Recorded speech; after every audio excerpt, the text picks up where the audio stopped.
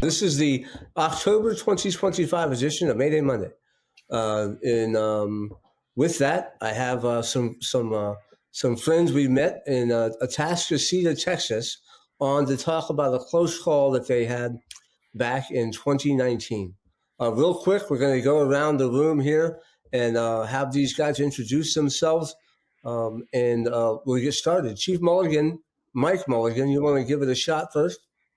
I'll try again. Yes. This is Mike Mulligan. I'm the Chief of Department for the Atascocita Fire Department, Harris County Emergency Services District number 46. All right, Brian Mulligan. Yeah, hi, hello. Thanks for having us on. My name is Brian Mulligan. Presently serve as a volunteer battalion chief with Atascocita Fire Department. Been in that role for about 8 years, coming up on 9 years. And my day job is I'm a full-time captain for Cypress Creek Fire Department. I've been there for about the same amount of time. I got about 18 years in the fire service. Good. David. My name is David Roark. I'm a full-time battalion chief at Atascocita Fire Department. Been there since 2017. And I promoted about 2 months before this fire happened. So this was my first fire as a battalion chief. All right. So with that, we're going to share the screen here. Let me show you guys what this month's posting looks like. Here you're going to see a little picture about this month's theme is to talk about commercial building fires. You know, if you've been with Mayday Mondays, we've been hot and heavy on that over the last few years, and this one it hits all of the stuff that we've been talking about, right? And we'll dig into that as we go along. This month's edition is dedicated to Atascocita Lieutenant Jared Snell. He was the first arriving officer. He was on the first arriving engine here. Unfortunately, tragically, he died in an accident a few weeks after this incident. So we're going to dedicate tonight's Mayday Monday and this month's Mayday Monday to him. I understand that there might be a funny story from you guys about Jared.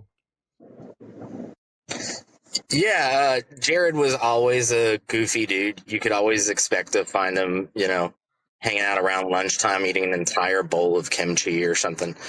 But we always had a really great time on fire grounds. And I remember this one fire, he got sent up to the roof. His crew got sent up to the roof to cut a hole. And I was on the second floor on a hose line with my crew. And we were getting a pretty good hit on it, but it was getting really hot and we needed the hole. And his crew was going up. And I popped my head into the bedroom right next to where my hose was just to do a quick search. And I was scanning with my tick, and it was just zero visibility. And I saw this guy, this firefighter, just standing in his room, and I yelled at him, like, "Where's your crew?" And he just said, "Huh?" I said, "Where's my crew?" And he just starts laughing at me. And I went over to him to figure out what was going on, and I realized that it was Jared standing on a ladder outside of a broken, bay window. And he just started ribbing me outside of this. And it's just funny stuff like that, right? He would follow that stuff would follow us throughout our friendship. And I miss him. And he was a good dude, great fireman. Yeah, it sounds like he had a future there, and the accident definitely snuffed out a bright star there in the Atascocita Fire Department.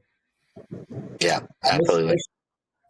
Let's talk a little bit about Atascocita here. Share my screen again. Atascocita, Texas, is in Harris County. Again, that's the county that is Houston in that county. I mean, it's still part of it, right? Houston is the. I'm sorry. Go ahead. There's no cities that aren't part of a county in Texas, right? Yeah, that's correct. Houston is the majority of the county, and then there is unincorporated area in little pockets and other, on the east side, the north side, the west side.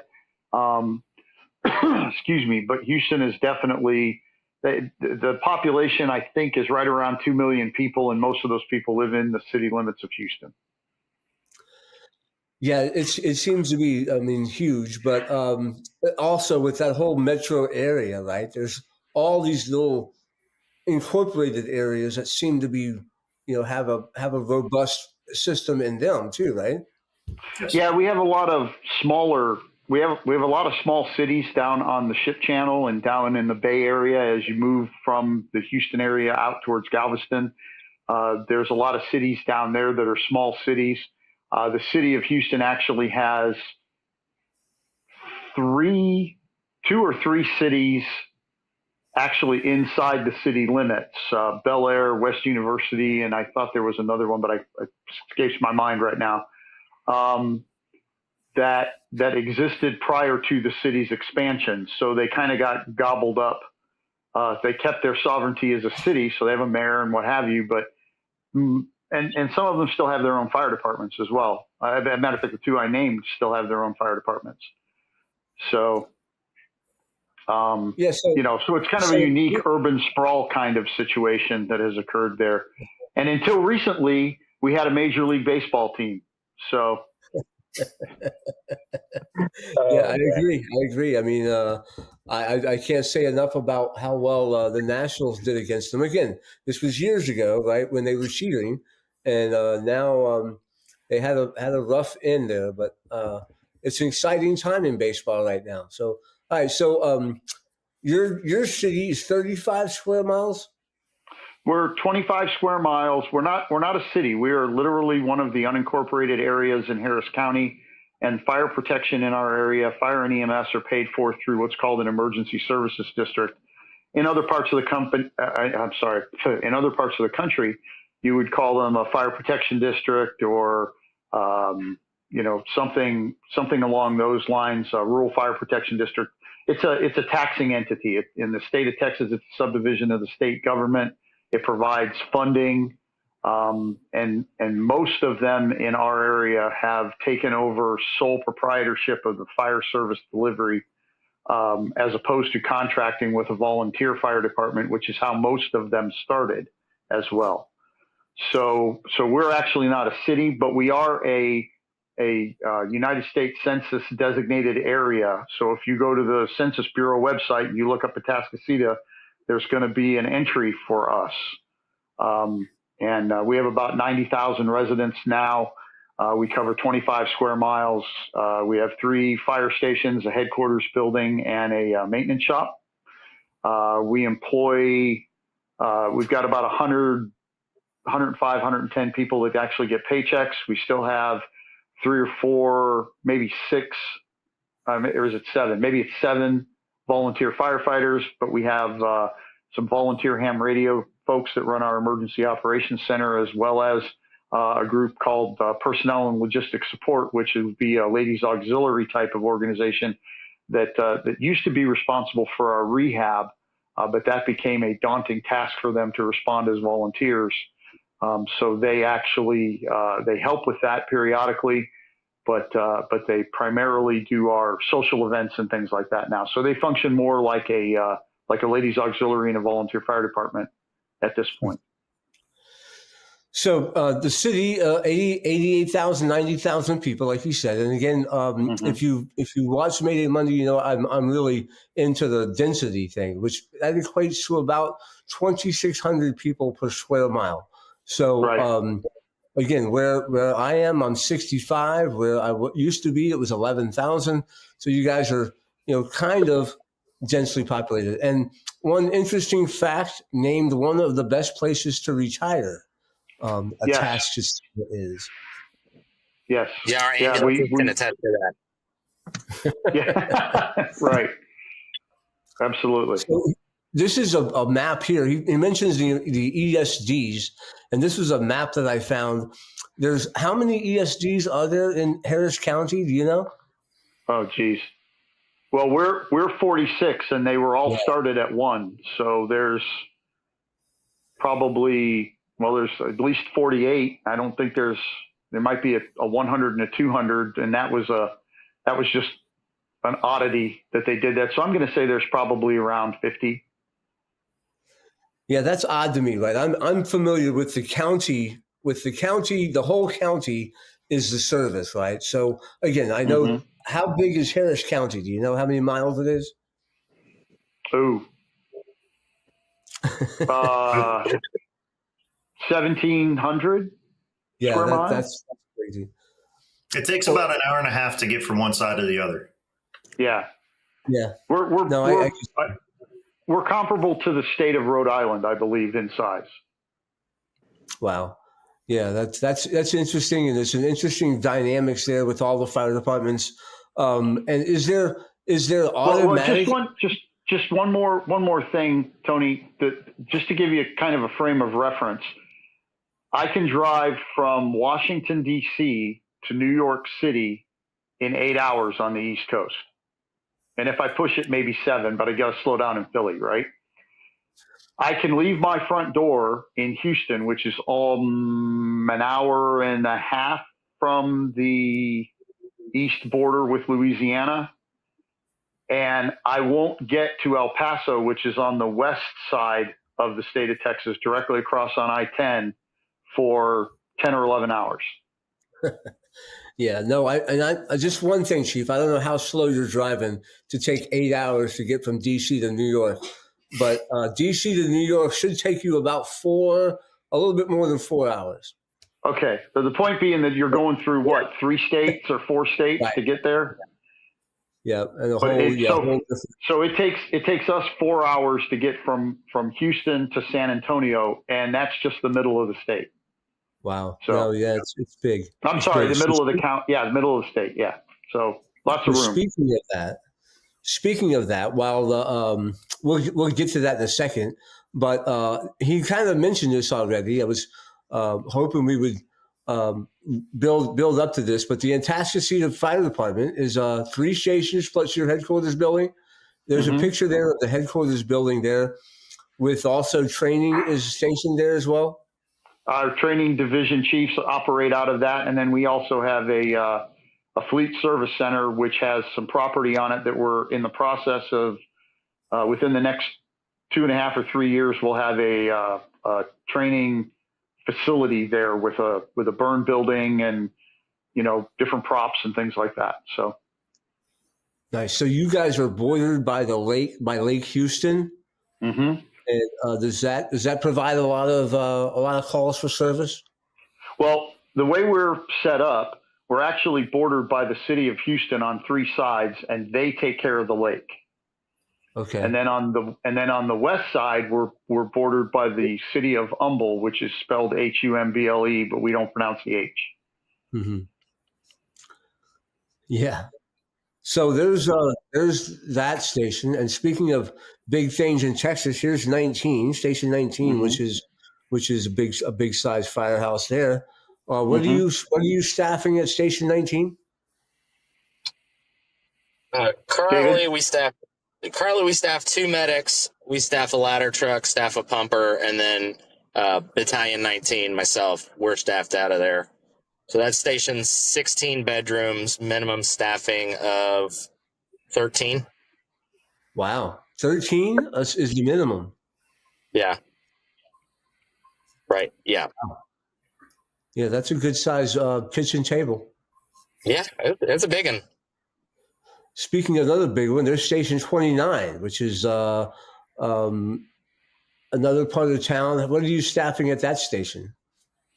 So we staff 1 pumper and 1 medic out of there. That's our newest station. So this is we just broke ground on that this year, and that's minimum staffing of 6.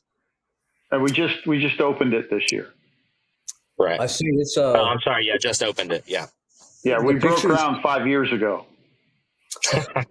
That's another podcast. Right. I tell you, it's not a whole lot of elbow room at that lot, huh?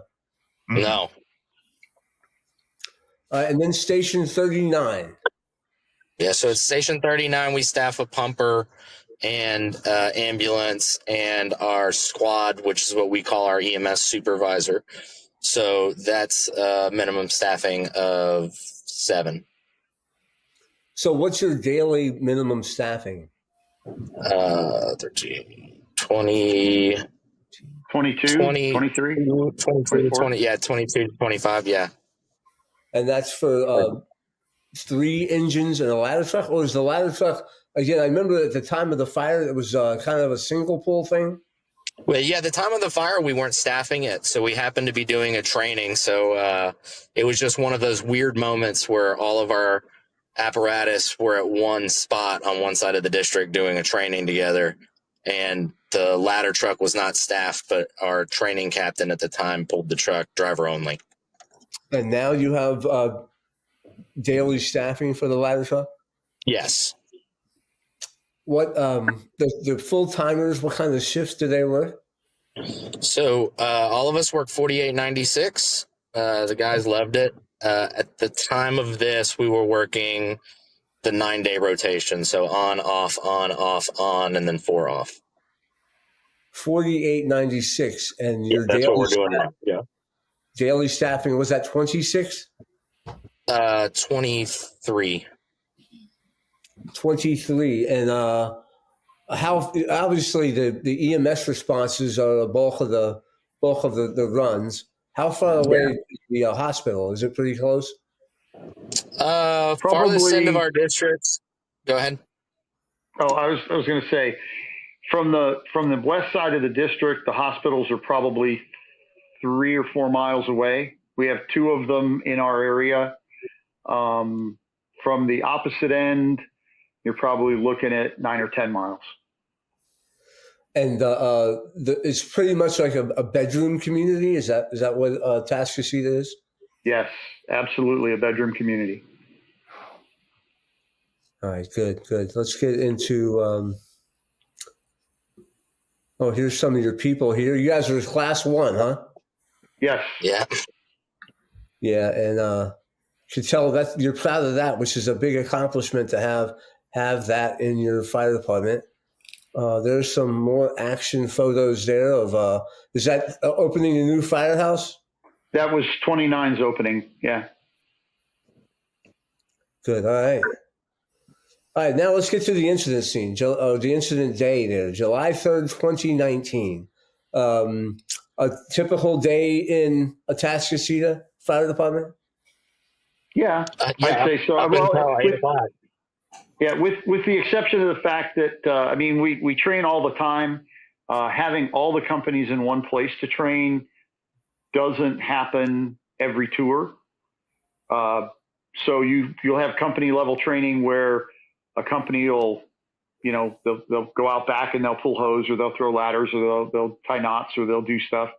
But to have everybody together at one place at one time, that's probably a once a month thing, David, Chip and Brian, right? Something like that.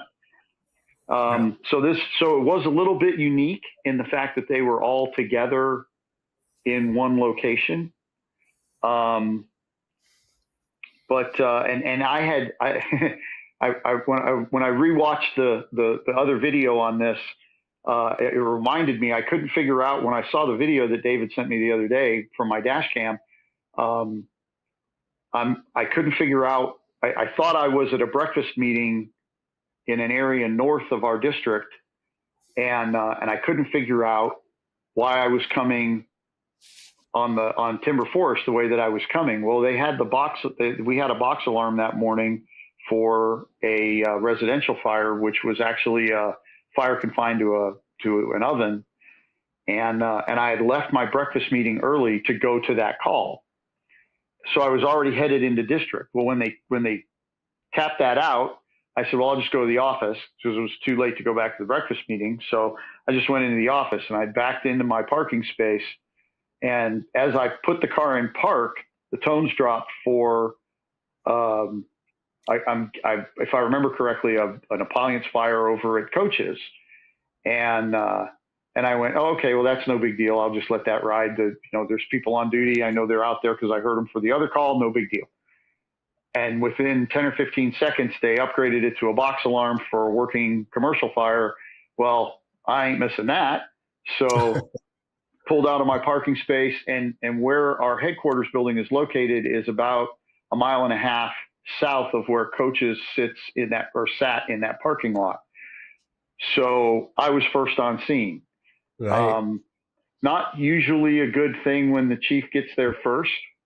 But that's the way the cards played out. Usually the chaos arrives later, right? But yeah, right. One there. This I didn't see that as Don Abbott's red flags, but it definitely might be one. Huh? Well, I can appreciate that, and having known Don from my back in the Indiana days, I can appreciate his position on that. But it things we can get into how the whole thing evolved and the Mayday happened. But we'll get to that later. All right. So where all the companies were located, was that at the firehouse, or was there like a training ground where they were doing this training? So we were all at the fire station. It was the far east, it was kind of the far east station in our district, which this was right in the center of our district. So the closest pumper was out of place, farther away than they should have been. But still, what, like 5 miles, maybe? Probably about that, 5 or 6 miles. Yeah. All right. So you sent all 3 engines, right? Right. Yep. The on-duty battalion, mm-hmm. And then was there mutual aid automatically coming as well? Yeah, we got a pumper from East Tex Fire Department and a pumper from the Humble Fire Department on automatic aid. And then the tower, because they were training, like David said earlier, the training captain brought the tower. And we also, I think on the 2nd, we got the ladder truck from Porter. And I forget who else came in after that. So this is a pretty resource-rich area, though, right? You call, and within 8 minutes, 10 minutes, somebody's coming? Well, it's resource-rich, but it takes time. We talk a lot when we're having after-action reports, when we're talking about tactics and we're talking about strategies. I harp on the fact that when you get into your second alarm companies, they might be 10 or 15 minutes away. So if you need them, you have to be thinking 10 or 15 minutes ahead of time. When everybody got there and got an assignment, I'm pretty sure I pulled the second alarm. I'm big on second alarms. I'm a Brunacini guy from way back in the 80s. And if I'm alone in the command post, I'm calling for more people. So that's kind of my rule of thumb. It's a little touchy. Some departments don't like to be called unless they're going to be put to work, but that's not how the fire service works. So come and sit in staging for a minute, and then we'll put you to work. And that plays into the events that unfolded later on when we get to that. All right. Before we get too far into the incident, let's talk about the building. So Coach's Sports Bar or Bar and Grill. Was that a pretty popular place? Yeah, I would say more or less. I mean, they were still doing business. They'd fill up Thursday, Friday, Saturday nights. So, in a typical sports bar, right? Mm-hmm. Yeah. Big open space, high ceilings, kitchen in the back. Yeah. So, big dance floor. And there was a raised bar there. Yeah. Yes. Yeah. So here's some action photos from the bar when it was open, and the pool tables. How many pool tables was that? About what you see there, 5 or 6? Or? Yeah, that would have been all of them. Yeah. Which obviously adds to having a tough time negotiating that when it's zero vis and full of smoke and a lot of people in there. But all right. So here, let's get into the fire. I have a video which will start here. I have to share my other screen. Do you want me to narrate this as I'm pulling in? Yeah, let me Okay. get this up. Here we go. Yeah, so I'm pulling in here from the south, and obviously my initial radio report, my size up are that I've got smoke issuing from the eaves on all four corners. As I pull around the front, I'm finishing my 360, having already seen the back side of the building. I get around to this side and I see that there's a car to my left, and I don't know if it comes into view. It probably does when I back up. There's a car parked to my left right now, which causes me pause because is this a guy in the building, a cook that came in early to start prep for lunch? Is this somebody that's, I now have to worry about? Yeah, there it is. Or what's going on? And what it ultimately ended up was it was one of the owner's vehicles that wouldn't start the night before, so he left it there. But there's no way to know that at this point. So I pull back around to you fight the cops for a parking place, and then pull around to what is traditionally the Alpha Bravo corner. And this plays into. So the main entrance would be behind that pole there, then. Yes. Yeah, in that vicinity would be that's the front door on the address side. Yeah. That would be the one that we would use to get in and out. Or when Jared spends time there, that's how he gets in. Exactly. Yes. Okay. So in the course of getting this process going, Engine 19's just pulled into the parking lot, and I was trying to contact Jared on the radio and say, hey, I want you to position yourself on what would traditionally be the Bravo side of the building. And then I was going to move Alpha side accountability to there per blue card. But I missed that radio call, there was a lot going on, and I don't remember. I think maybe he wasn't on the fireground channel yet. The truck radio wasn't on the fireground channel. Or no, that comes up later. I'm sorry. And then it was a transition. He was getting out. His portable wasn't turned on yet. So he was out of the truck and couldn't hear the truck radio, and his portable wasn't turned on, so he wasn't hearing it over that yet. So there was a weird transition. Go around, right? That's them there, right? Yeah, his driver said, hey, get back in. Oh, okay. So they did go around. It's been a while, Tony, so I can't remember exactly how it worked. But the reasoning for my decision was all this smoke is blowing across the front of the building and onto the main thoroughfare there, 1960, and I didn't want those guys parking in that. And there's an access.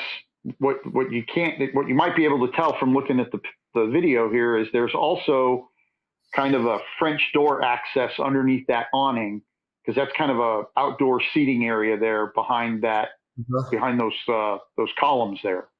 And so there's a door that goes into the building there. So that became the main entry point for, attack crews. All right. So they made entry in the Bravo side. They had to force a door to get in, though. Right. So they forced the door. They went in. Jared carried a small axe with him, and he had taken his gloves and his axe and something else. I thought there were three things, but there's some high top, and that's right, his thermal imager. And he put him on a high top. There's high top tables over there, so he put him on the high top table. And then when his firefighter was ready to advance the line, he grabbed his gloves and I think the tick, David, and moved off, but he left his axe, and that comes into play later once they realize that they're disoriented. So they make entry. Go ahead. They had a crew of three. They had the two people on the knob, and then they had somebody feeding line in from the outside seating area. And that's the second line that's coming off here? Yes, that'll be the second line. So the second engine was, again, because they were all together, they got there relatively close behind each other? Right. So when Jared was on 19? Yes. 19, and then 29 came in second. I'm sorry. What was that? Was 29 the second arriving engine? Yes, 29 was the second arriving engine. Yes. And in your plan, they would back them up with a second line or assist with the first line. Yeah, they were assigned to fire control and primary search along with engine 19. So they did pull a second line and assist. All right. So about this time now, are they flowing water once they made it inside? Did they have obvious fire that they located and were flowing water? So Yes. this was really interesting. It was very hot, and they got in, but they couldn't see much flame. And the reason is we found out later that the fire was on the opposite side of the building. But So so it started running over. It was running over their heads, and they would knock it down, but they weren't hitting the bulk of the fire. And all the fire was really in the overhead area. Was there anything burning on ground level? Not much. You got there. You came in next, right? Me? Yeah. So I came in right We gotta with the keep you second in pumper. before you have to leave. So Yeah, I came in right with the second pumper. And this is where the confusion started, is I got assigned Alpha. I had heard Chief Mulligan designate where the pumper is as Alpha, but not everybody heard that. So I went over and started working on what would historically be the Bravo side of the structure, knowing that I was Alpha Division and working with the crews over there. But Jared and his firefighter who were on the hose thought that they had entered through Bravo. which they did, right? But now it's changed. Right, exactly. So, Brian, when did you get there?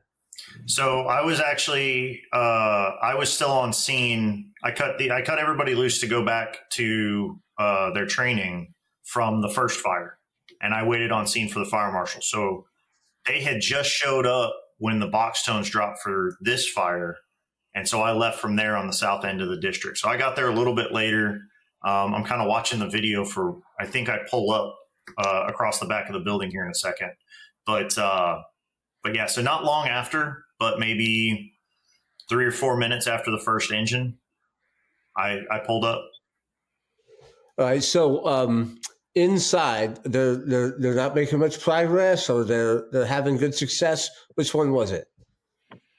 So this is, one of my takeaways from this was, from my perspective, we were just resource poor, right? We got there and we were behind the ball. This thing was obviously cooking.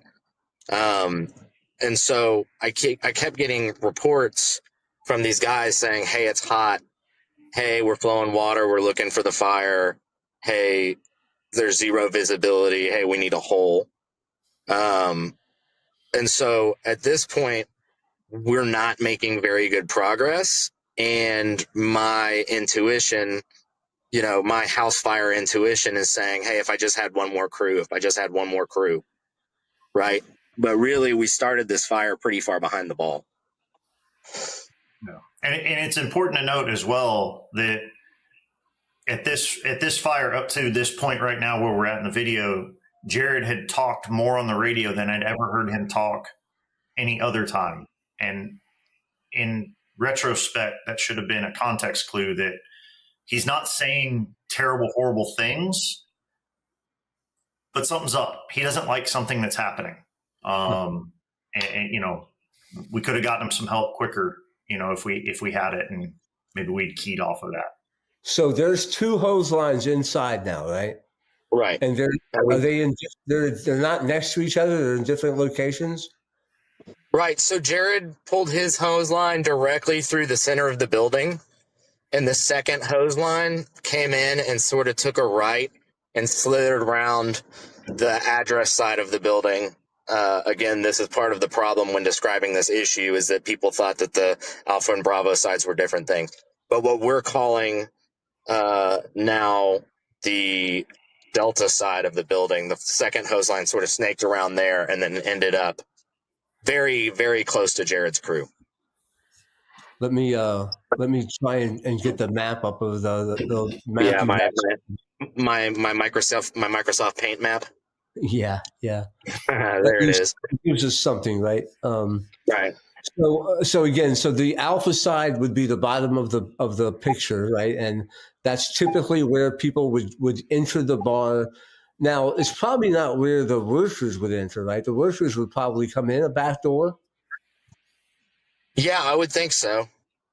So the front is here, and then the back side, or because of the smoke conditions, we reoriented the alpha side to what was normally the Bravo side, and they made entry on that side. Right. So the way this picture is labeled is the way that Jared saw the building. However, it's the way that most of the other people on the scene thought that the alpha side is what would be the Bravo side in this picture. So they made entered. How far in do you think that they were when? They probably had a 30-foot pull. So they ran out of hose lines. So they got 150 to 170 feet in. Oh, wow. So it's that big of a building. Yeah, it's an 8,000 square foot building with very high ceiling. Yeah. So he's thinking, right, that somebody will be here any second to help us out. Yeah. And he was really just desperately trying to find where the fire was because, he knew he was hitting some stuff in the ceiling, but he knew it was getting hotter and hotter. So he ended up advancing the line a little bit more and then running out of line. So who saw the fire, the discoloration on the roof and the sagging of the roof? I did. You saw that from like the Delta or the Charlie side of the building? Yeah. So what, based on the picture that's shown, the orientation that's shown, it would have been side Charlie up near the peak. I saw the discoloration and all the paint was starting to cook off. I saw that on my approach in through the parking lot and announced it. Was there ever any flames that you saw? No, but I know you relayed that information, and Jared had that as they're inside. Yeah, I don't know if he did anything with it. I think they were hitting stuff, and he was waiting for another line. I don't know that changed anything for him, but I assume that he did hear it. Yeah, the chief made sure that he was aware of it. Chief Mulligan, running command, made sure he was aware of it, and he responded that he received that information. So they're calling for help. They're calling for another. There's two lines in there, and then the third engine arrived. What did you have them do? The third engine. Well, so the third engine was assigned to Alpha Division, and at this point, they're calling for vertical ventilation through the roof. Sorry, that's redundant. They're calling for vertical ventilation. And so I told David, this company's assigned to you. By that time, I believe the tower was there and they were setting up. And then, David, you decided to assign engine 39 to go to the roof because that was Danny Freeman, right? Yeah, so we were still waiting on resources to get there because we all got there back to back, and then there was a wait. So they were asking for vertical ventilation. I'm getting all these bad, can reports, and my inclination is like, hey, we got to do something to get this heat off of these guys. Well, engine 36 from East Tex pulled in and parked in staging, this is a really big parking lot. So I saw them pull in. And I told Chief Mulligan, hey, if you can give me that engine, I've got guys here who can go cut this hole. Well, those guys were serving as my RIT team at the time. And my first big mistake was engine 36 was still across the street in level 2 staging, or across the parking lot in level 2 staging, when I assigned them to go up and get ready to cut the hole. because I was trying to keep up with the pace of this incident. So what I ended up doing was opening up a situation where I had 2 crews in there, and I was waiting for my RIC team to be walking across the street with their mask off, without their gloves on, etc. So then that Mayday. The distance from Engine 36's parking spot and Alpha Division's area in front of the building was probably 100 yards. And so Engine 39 is now going up to do the roof operation. And again, this is like perfect timing, not. Right in that gap, 39's on the ladder. They're going up in the tower. They're going to get off the tower. They're going to cut a hole. They're making their way up there. 36 is walking across the parking lot, and they're not that far away, but they're not where they need to be. And Jared says, "Mayday, mayday, mayday. I've got a firefighter out of air. We're trying to make exit," and all the radio traffic that goes along with that. But something that's important, Jared knew he was in trouble prior to this, and we didn't know this till he came out. They ran out of hose line, and his firefighter started to go on vibe alert several minutes before he called the Mayday. And because of Jared's familiarity with the building, Jared said, "I know where we're at. We'll go straight over here to the right, and we'll get out." Well, that brought him back to the Alpha, the address side of the building, the natural Alpha side of the building, where there's a door. He couldn't break the door. It's all windows too. He couldn't break the windows, and nobody could determine that he was banging on the door to let him out. And he didn't have his axe because he left it on the high top table when he first came in to the building, when they started to advance the hose line, which is now 6, 7, 8 minutes, 10 minutes late or prior. Because everybody's focused on the Bravo new Alpha side and not the Alpha, old Alpha side. Yeah, exactly. Yeah, and he knew the building. Yeah, what's worse is he started calling for help getting the door open on the Alpha side, and I was standing on what is historically the Bravo side, but we're calling the Alpha side, looking through an open door, saying, "What is he talking about?" Yeah, right. Yeah, hey Tony, I'm sorry, it's 7:10. I got to jump off. I apologize. These guys have it handled though. I appreciate your time, and I appreciate your spotlighting this incident. All right, thank you, David. Thanks, David. See you, David. Yeah, so now this confluence of issues that were set up ahead of time are starting to come back and bite you in the ass, if you will. I mean, yeah, absolutely. These things are starting to come together, and again, we didn't know until after the fire what the effect of this was, right? Yeah. Because again, I'm sitting in the buggy and I'm looking out the window, which you can see from the video, and I'm going, "Hey, I've already told everybody that the Alpha side accountability is going to be on, at Engine 19, which is traditionally the Bravo side, but not now." And still not knowing, because I didn't have a chance to debrief Jared before he went in the building. He's advancing a hose line. So I didn't know that he didn't know. Right. And so anyway, so he tries to go out the front door, can't make it. They work their way back across the open bar. And I think that's where the pool tables are located, but I could be wrong. And I can't see the picture the diagram that you had up. But they work their way back across the bar and they find the hose line. And at this point, for whatever reason, Jared's looking for shelter inside the building, and he knows the bathrooms are ordinal south in the building, which is now the Bravo side of the building, but would traditionally be the Charlie side of the building. And for all of those keeping score when you watch this, you're going to need I hope you have a piece of paper to keep track of what we're talking about. But on the ordinal south wall of the building, towards the back of the building on the left-hand side, which would now be, again, on the traditional Bravo, but now Alpha side, is where the restrooms are. So he wants to go back there and get into the restroom, which he feels is a safe haven for them to be in, because the fire is on the other side of the building. Yeah.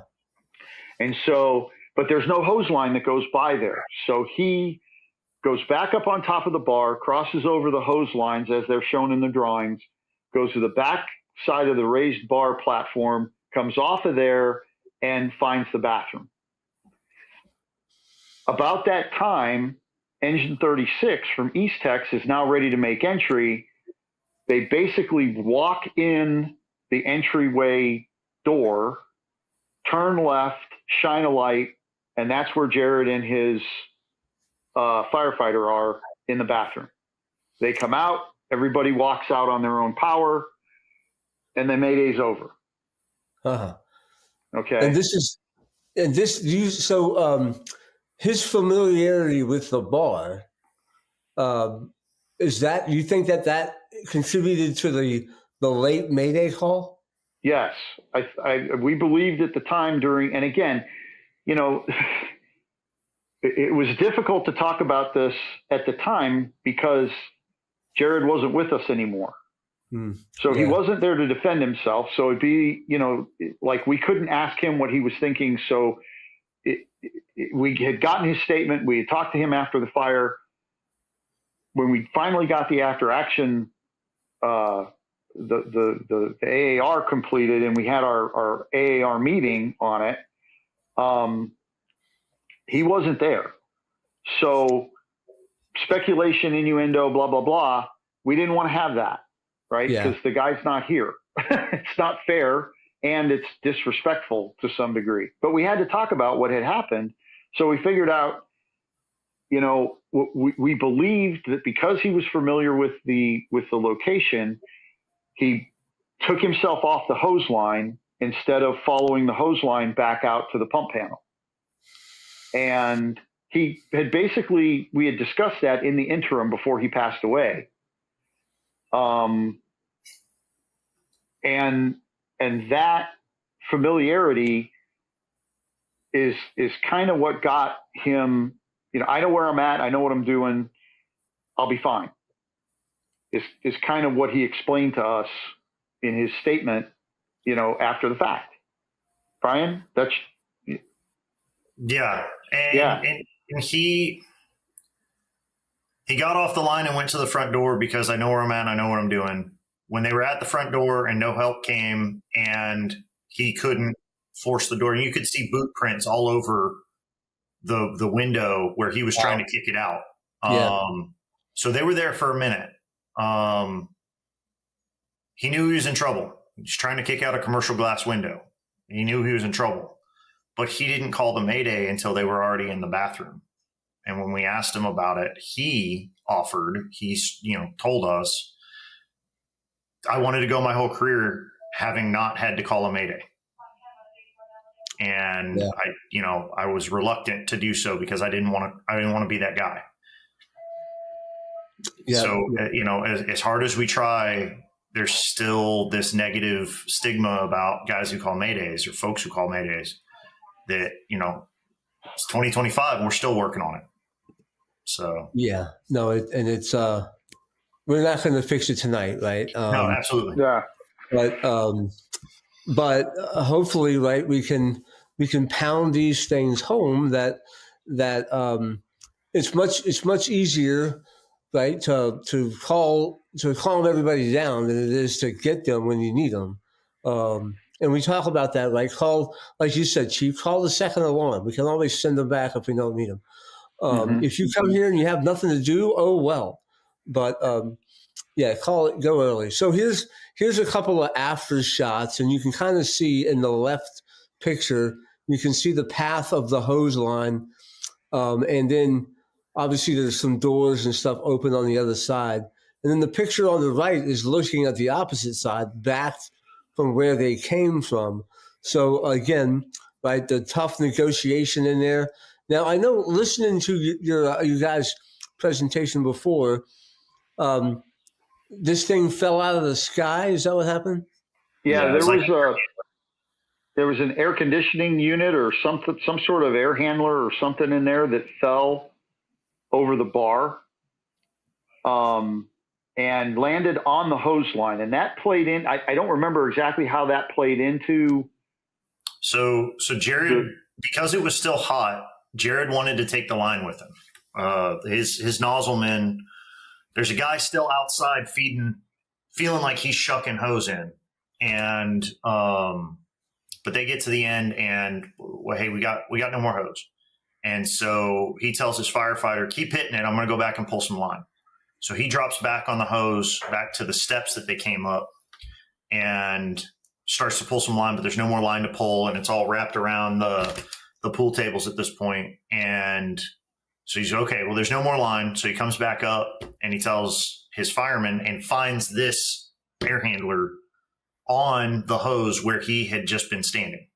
So he tells his fireman, hey, we got to go. Let's go. But it's hot, so he doesn't want to leave the line. So he says, bring a line with you. Come on, let's go. But the air handler's on it. So now his firefighter, who's already low on air, he's on bells. He's trying to pull hose with an air handler on it. So he's exerting and just burning through what's left of his cylinder even faster. Yeah. They abandon the line and head for the front door. They abandon the line entirely and just head for the front door where he knows it to be. And find a door, but then can't get the door open. Yes. And because of the juxtaposition of Alpha Bravo, no one's there to help. Right. Right. Yeah. And in reality, so where you see in this picture where that nozzle is about where they were. Maybe 10 feet to their right was the second crew fighting their own fire. But conditions were so bad in there, they couldn't see each other 10 feet away. And so when they left their line, the other crew was still fighting fire and still in there with them. They crossed 2 hose lines to get to the front door. They left theirs and crossed a different one to get to the front door. And then when they abandoned the front door, so looking in this picture, the extreme left side of that picture is the front door. They left the front door, went across the tile, up the steps, across the left side of the bar to the bathroom. So they crossed 2 lines again, headed for the bathroom. But we think that because he couldn't get out the front door or the what he thought was the front door. So I'll go to the safe space, which is the bathrooms, and wait for help there. Yes. Right. But at about the same point, you guys started the ventilation? Yeah. I actually opened the back doors. So I didn't have any other crews. So it took me a minute, but I went and robbed a Halligan off of the tower and we forced a security gate. And then I was starting to force the door to the dance hall, the back door towards the dance hall where the fire was. When the other crews showed up, we finished forcing the door. We opened it up and the smoke conditions lifted. So they got some relief. And then that's about the time the other crew was coming in and he saw their reflective at floor level. The other thing that happened was somewhere along the way, the person driving the tower, the person operating the tower, believed he heard defensive fire over the radio. So he hit his horn. The guy driving the engine hit his horn, which is our evacuate, everybody out, right? I think it's pretty universal. That plus reflectives under the smoke layer once it lifted, reoriented Jared to where am I at and where is out. And he said, grab Drexler by the air pack strap and said, come on, let's go. And they out the door. So, something that shouldn't have happened ended up contributing to his being able to go, oh, right, the horns, the trucks are over here. And, come on out, we go. And so the evacuation signal, he evacuated. after everything else that was going wrong, Yeah. he got out. Yeah. Yeah, So, the other thing that happened that we haven't touched on yet is he called for a Mayday, but the way I recall it, and there, I don't know if you got any audio, Tony, or not with this, but the way that I recall it, and I haven't listened to it in a long time, he contacted Division Alpha, Mayday, Mayday, Mayday, or something along those lines. And David was in Division Alpha doing something, but I didn't respond to him as the incident commander right away. And neither did David. We heard him, but we didn't respond because I think we were waiting for each other to respond. And I wish David was still here to reflect on this. Brian, do you remember what the circumstances were? That's how you described it in the other interview. Yeah.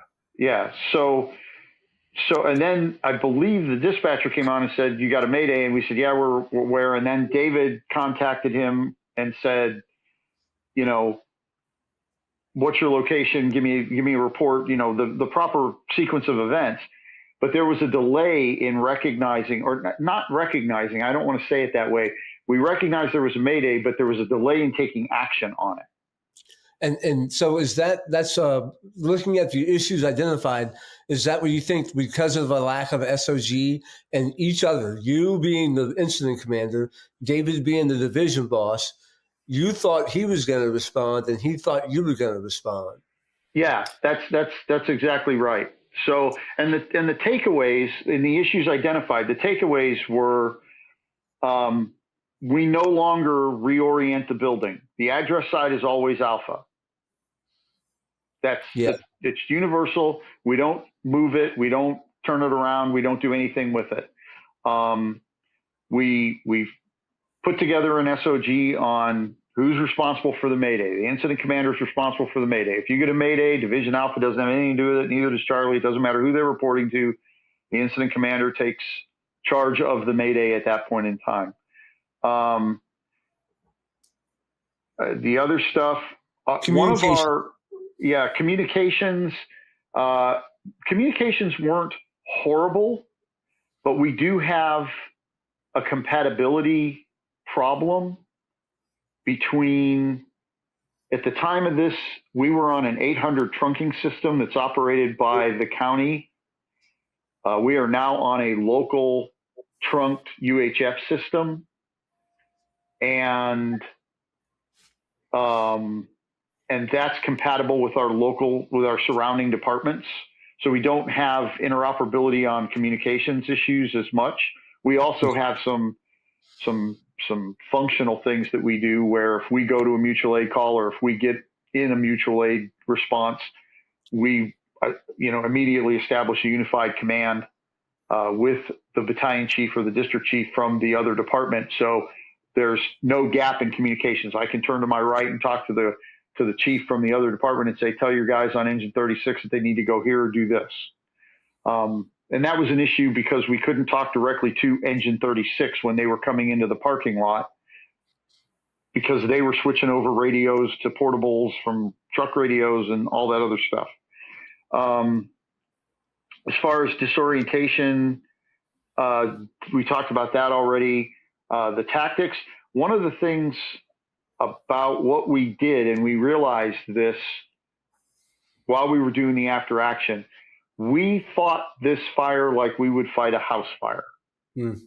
And we all have talked about commercial fires are different. We got to have more people. We got to have more firepower, by way of water, bigger hose lines, the whole 9 yards. We pulled our standard 150, 200 foot pre-connected attack line off the truck.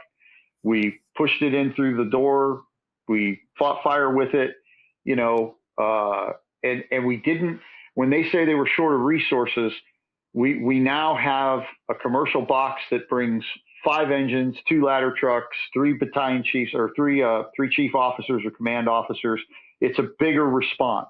And that goes back to what we were talking about earlier, because these companies that are coming for mutual aid are 6, 7, 8, 10 minutes away. for instance, East Tex Engine 36 was not in its quarters where it is now when we called for them. 5 years ago, their fire station wasn't open yet. So they were another 5 to 7 minutes away coming to us. So you're talking about a 10 or 12 minute response, which is a lot, right? Porter Fire Department is easily 20 minutes away from us. Lights and sirens, they could probably make it in 15 to this location, but then that's going to be relying on traffic, a whole bunch of other things. So we beefed up the first response. We heavy loaded the initial alarm on a commercial structure so that you've got more people coming quicker. Yeah. So do you think those are some of the tactics that have changed with commercial building fires? Yeah, and I think so. Again, I think one of the things that we do is that we send, and again, I'll go to my own jurisdictions. We send the same thing to every fire. So then we treat every fire the same, right? So if you identify this one as, it's different, then maybe we'll do something different, right? Yeah. It's a different fire, so we have to do something different. Right. And as we talked before, as a bedroom community, we've had a couple of strip mall compartment fires, where you have one occupancy and a strip mall's on fire. It's kind of a shotgun situation. It's commercial, but it's not this, right? It's not 8,000 square feet. It's 1,000 square feet, 800 square feet in a pizza place or a hamburger joint or something like that.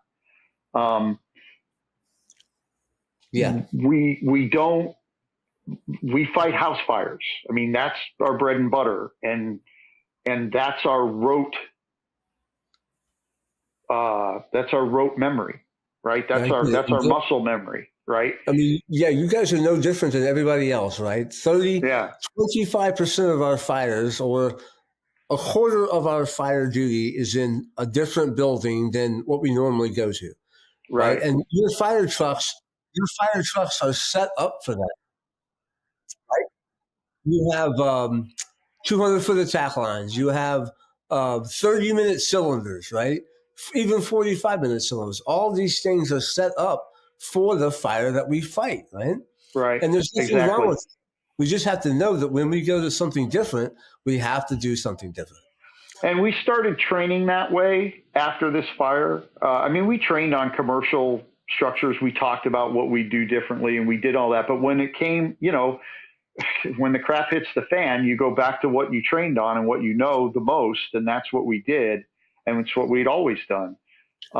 Now we have a bigger response on the front end. We use different tactics. We pull a bigger line. We amass a bigger attack force before going in. And again, one of the lapses, I see down here, the RIT team activation was three. I think it's 3.5 minutes, right? 3.5 minutes. Yeah. That process was exacerbated by the fact that the company that was on deck in Alpha that would have been RIT, David would tell you, I felt comfortable sending them to the roof to cut a hole because I thought that was a bigger priority because East Tex was there and they were working their way across the parking lot to go on deck. So perfect storm time, that's when the Mayday comes in. Yeah. If the Mayday had come in 45 seconds earlier, Engine 39 would have been in the door instantly. In less than a minute. Yeah, in less than a minute. They'd have been in there instantly. Wouldn't have been an issue. Now, again, by Jared's own admission at the time, he had already spent 2 or 3 minutes wandering around the building before he went to the bathrooms. Yeah. And he didn't call for help until he got to the bathrooms. And within 45 seconds or a minute after that, the whole thing was over. Because that's when the smoke lifted, and that's when he saw his way out, and it wasn't, he didn't have to be rescued because they figured their way out. Yeah, no, that goes back to that house fire mentality too, right? That there's an exit within 10 feet, right? And then with the bigger buildings, we know that that's not going to be the same. So we have to be a little more deliberate when we come into these buildings. No, that's good. Right. That's good stuff. And then we talked about the air horn and how that affected stuff. So, yeah, happy accidents, right? Yeah, I mean, it's sometimes that does happen, right? And so with that, let's kind of talk about this. So I mean that's a close call by all means, and hopefully one that I think I heard you guys talk on the previous one. That was a low cost training. Is that what you said? Like this didn't come with a big cost, right? Right. Ultimately, nobody went to the hospital. Definitely nobody. We didn't lose a life here. Right. Right. That's exactly right. And you got a lesson. Yes. So with those lessons, normally I like to ask the people that come on here a couple of things, one or two or three things that they want people to take from their experience, right? What you guys went through. Chief Mulligan, I know I kind of prepped you with this, so why don't you, Chief Mike Mulligan, if you can provide us maybe some thoughts that you want to add and something that you want to make sure people get out of this. Well, for me, and ultimately then for the department, the recognition that one size doesn't fit all, that you have to be prepared for different buildings, different configurations, different occupancies, different functionality. The fact that as the incident commander on this, not reacting to the Mayday as quickly as I feel I should have. You gotta do your job. And for whatever, I don't know, I can't tell you why I thought David was going to handle it from Alpha Division. I don't know why I didn't immediately react. It just didn't happen. It kind of froze. And I don't know, as I think on it now, I wonder, I've never been involved in a Mayday before. I've been in the fire service since 1985, and I'd never been involved in a Mayday before. But as soon as it came over the radio, it's like, what? I'm supposed to do something important now. And it took a minute for my mind to kind of get around that, I think, a little bit. I think David was busy doing Alpha Division things, and I don't want to speak for him, but in the conversations we've had, he was busy doing things in Alpha, heard it, thought I was going to react. And when he didn't hear me react right away, it took him a minute to go, oh man, we got a Mayday going on and nobody's doing anything about it. You know what I mean? I think being on point with that, knowing that, understanding that it'll never happen to me again, I hope. And not the Mayday part of it, but not reacting to it. I hope I learned my lesson and that I pay more attention. And when I get a Mayday in the future, if it ever happens, and I hope it doesn't, that I'll immediately take the appropriate action and move forward. As it turns out, they were already in a safe space, but I didn't know that. That wasn't. They could have been underneath that air conditioning unit. Yeah. I didn't sleep for a few nights. But I think having that situational awareness, being plugged in, and not allowing yourself to be surprised. That's the takeaways. So that's your SOG. That's your training, right? Just like you said, like yes, you go to a lot of house fires, but you have to be prepared for all these fires. And again, nobody wants to be the chief that has a lot of Maydays. Right. I know you said you've never been involved with one. And that's what most of the fire service is, right? And we should be thankful of that. We don't want to have a chief that says, I've had 15 Maydays. Well, maybe there's a problem with the chief, right? So, right. So you're not going to be good at it, and you're not going to, right? Because what's the best teacher? Experience. While we have no experience with this, we don't want to be good at these, but we want to be ready for it. Sure. Brian, do you have anything you want to add? So I have a slew of things. I had a similar feeling. You know, it worried me. It was a blind spot that was absolutely foreseeable. You know, the biggest takeaway for folks that I want them to have is, you know, we have a third-party dispatch, and the steps that happen. You know, and when you bring up questions about, well, what is dispatch going to do when we have a Mayday? Oh, well, you know, they're going to do this and do this and do this. Okay, cool. Where's their policy? Can I read it? And when we did, and as we saw in this fire, they didn't do what we thought that they were going to do. So not taking things for granted. What are our mutual aid companies trained to, right? And identifying those limitations. So you may very well have limitations in your organization with your response, but we know what those are, and we limit the impact of those limitations on the fire ground. We have those conversations in a calm setting before the bad thing happens. And then the stress inoculation of it. So we trained all of our company officers and up were all blue card certified incident commanders. We put a lot of weight on that, and we should. It's a good program, and I think that they do a good job. But you get out of it what you put into it.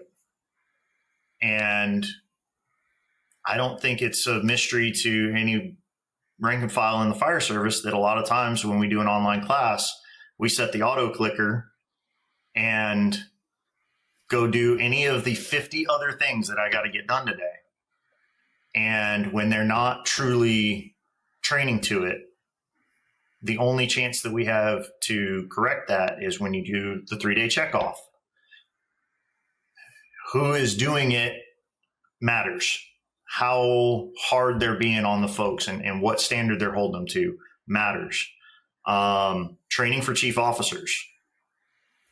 It's assumed, well, you're a chief. You've done 50 Mayday drills, right? My full-time job, we do every October, we do Maydays. And we practice Maydays, and we go through the house, and we get tangled up, and we call Maydays, and we do all of this stuff. And man, that's fantastic. That's great. And it's really good training. But when was the last time we trained a chief officer on how to respond to a Mayday? When was the last time? And not just Mayday, Mayday, Mayday, blah, blah, blah, clear, concise, all of that stuff. But somebody screaming on the radio who sounds like they're dying. And that's stress inoculation for people who are going to act in the role of incident commanders, that I'm not only hearing my best friend, but I'm hearing my best friend dying. And that's what this feels like. So that when we hear it for real out in the world, this isn't the first time, right? We've inoculated that stress, and now we're responding to it, not reacting to it. Not that there was anything panicky about what we did, but it, like Chief said, that, what did he say? I never heard that before. You know, this I've heard it, but not in this context. Like what, you know, that little bit of delayed reaction time that your brain's trying to process. There's programs out there that do it. And if you can't afford, or you can't get the time to go do it, take what they are given out and adapt it to your department. Shameless plug for IFSI. I took their RIT Chief Under Fire class last December. It was fantastic. They do a really good job of putting you in uncomfortable situations, and that's where the most learning happens, in my opinion. So take the time. Don't take for granted that, hey, I got a white shirt and cross bugles now, and so I must know every damn thing. Go train. That's great. That's great. And yes, while a lot of what we're doing here focuses on the hands-on and those kinds of stuff, right? Yes, we have to test everybody, right? And we have to test Chief on his response. We want firefighters to be able to recall the who, what, where, whether it's lunar or whatever, right? We do that. We have them press the button, everything. Well, Yeah. then is the person who's receiving that just as well trained? Absolutely. Absolutely. And we're that's- there now. We're doing that. We're doing that hard training, and we're putting our chief officers in uncomfortable positions where they have to respond to these things. So, and it was a cheap, right? Like you said, it was a cheap lesson, right? yeah. And that's what so many places do, though, right? They wait, they don't do it, and then something bad happens, and they're like, "Oh, I better do that." Yeah. And that's what we don't want, right? Mayday Mondays. We don't want the first time that you have to respond to a Mayday to be when it's an actual Mayday. Yeah. So do all the work ahead of time where it's nice and safe and right, and you're in your office or you're in a buggy, right? Make it safe, make it comfortable, so when it does happen, you're ready for it. Absolutely. Good stuff. I really I can't say enough about you guys coming on. Let me show this from the lessons that you've learned. We want to pass on some of this stuff to the listeners and the people out there. So this month's skill drill is back to basics. I hate, I hate that word, back to basics, but we don't want to go back to basics. We want to keep the basics to basics, and we want to always do this. This is one that I think that we don't revisit enough, but it's a basic skill that can save your life. Follow the hose. And then obviously what you see there, that picture, that was one when I was battalion chief in the city. We did that, and one thing that's missing is other hoses. We need to have multiple hose lines tangled and mixed up and set, and some empty, some full, so that it challenges our people. Do it, with furniture, do it with boxes, do it with everything, but make sure that you're doing this and you're challenging your people. If you, again, Mayday Monday, congregation, if you will, you guys that have been doing this for a while with me, you know that we add in there a search rope, right? You find a search rope, you follow that, takes you to a hose, then you find a hose and you have to follow that out. So do whatever it takes, challenge some people, make some noise, make it uncomfortable, everything that you can to try and emphasize that. This is this month's graphic that we want you to throw out onto the kitchen table and maybe spark some conversation. But some things to remember about commercial building fires. What's the risk? Well, the risk is we use residential tactics to fight these fires. Don't use residential tactics. Typically, there is no life hazard. There's typically no life hazard. I'm going to repeat, there's typically no life hazard. So we can take some time here to be able to do a really good size up to find the best access. Find out if there's a place that I don't have to stretch a 400-foot hose line. Is there a place that I can go where I can stretch that 200-foot hose line and be safe and get to the fire? Don't get off the hose line. You saw this one here. This is a good example of the comfort. He was comfortable in this building, and it still failed him. The hose line, if you stay on the hose line and if you know how to follow it, it should take you out to where it's safe. So get out there, practice this. Again, you guys, Brian, Mike, the Mulligan family is entrenched in this. Atascocita, we thank you for your time and being honest. A lot of places aren't as open as you are, and this is I know that at least the second time you guys have talked about this in a podcast. So thank you very much for giving me your time. I hope we don't waste that time. So one last call, Brian. Anything? One last word. Couple last thoughts. Chiefs, go train with your guys. Mike. Yeah, I echo that. You know, I try to get out when I can. I don't, I try not to be in charge of fires as often anymore. So, All right. Well, I'm sure if you are out there with whatever all of your experiences, including this one, it's going to make you a better incident commander, and you'll elevate that. Right. The risk management part of this is really important.